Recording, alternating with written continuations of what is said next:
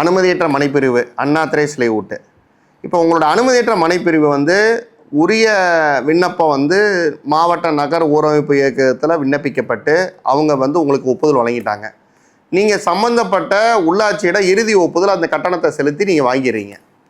இப்போ வந்து ஒரு பிளாட் 2 பிளாட் விற்றுக்கிட்டே வாரீங்க.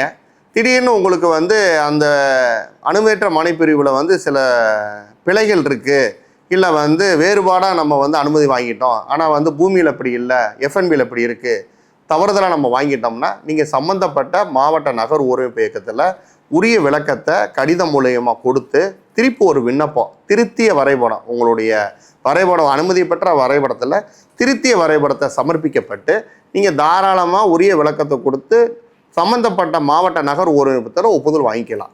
நீங்கள் முறையாக விளக்கம் கொடுக்கணும். எந்த பிழைகள் இருந்தாலும் அதை திருத்திக்கலாம். ஆனால் அதுக்கு உண்டான விளக்கத்தை முறையாக வந்து கடிதம் மூலயமா நீங்கள் வந்து கொடுத்து நீங்கள் அதில் தாராளமாக அனுமதி பெற்றுக்கொள்ளலாம்.